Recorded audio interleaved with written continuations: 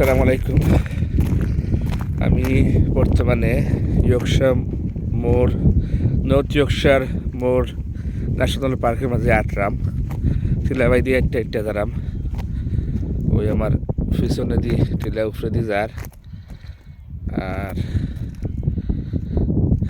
তখন আমি ঘুরাইয়া উপরে দিয়ে উঠলাম আমার ঘরে দি নিচ বাজু। এই ইয়র্কশার মোর ন্যাশনাল পার্কের সৌন্দর্যর মাঝে একটা বড় ইম্পর্টেন্ট জিনিস হইল গিয়া যে ওই করে দুজনে দেখায় সুন্দর ফুল হেদার হয় এটা প্রচুর পরিমাণ হেদার। ওই দেখো সাইডের দিকে খালি হেদার আর হেদার আর হেদার আস্তা টিলারে পার্পল করিলার। ওই আমার পিছিয়ে দিয়ে আরও দূর টিলারও।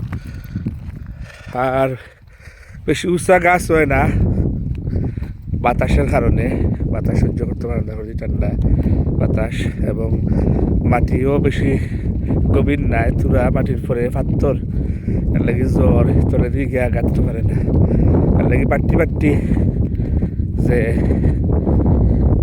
গাছ হল ওইটা হলের কিছু গছ বুশ পাইবাই চিচল আর হেদার তো হইছই আগে।